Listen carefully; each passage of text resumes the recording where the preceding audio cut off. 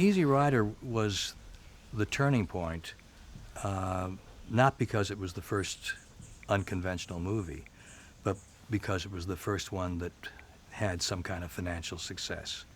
And so Easy Rider was the reason that I was able to make Two-Lane Blacktop. What happened was they didn't believe, I mean, they were so used to studio movies that they couldn't believe that we could make the picture for the kind of budget that we were talking about. I think we went in originally with a budget of $1.1 million to Columbia. And they said, you know, you're crazy. This picture will cost, $1.4 million.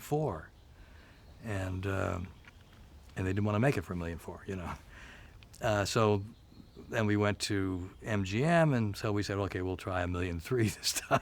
I mean, they wanted to make the movie, but they were really worried about doing it for the wrong budget. And finally, we went to Universal at $1.1 million, and they said, if you can do it for $900,000, you got a deal. And we did. And we made it for $850.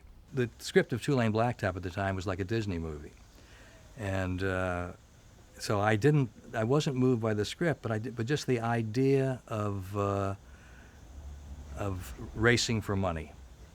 My father was a kind of professional gambler, and so I've always been attracted to gambling as a theme. And so I think that's what drew me to the idea of Two-Lane Blacktop, and we retained that idea and not much else from the original script. I hired Rudy Wurlitzer on the basis of having read his novel, Nog. And I gave Rudy the script. He read 5 pages. He says, I hope you don't mind. He said, but I can't read this. All I care about is that it's about a cross-country race, and you do whatever you want. And he said, fine. And, he came up with a completely different script. Beverly Walker, I don't know if you know her, but she was our publicist, and she did too good a job. She hyped it to Esquire magazine, and they published the screenplay in its entirety before the picture came out.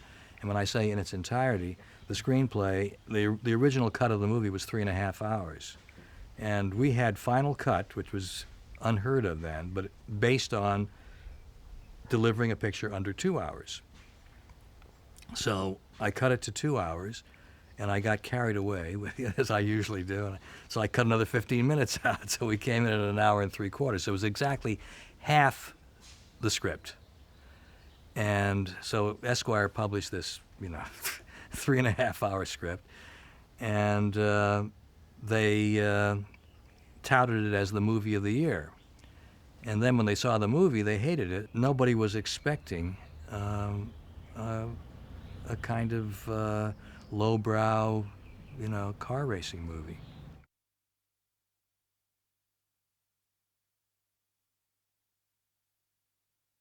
I think I've learned as much from Peckinpah as I did from the first editor that I learned editing from. He was such an unpredictable person. He was completely crazy.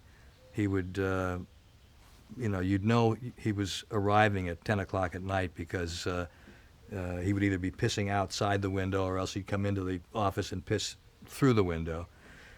And he appeared to be so drunk as to be, completely incomprehensible, And then he would start talking about the scenes and what he said, and you had to lean forward to hear what he was saying because he spoke so quietly.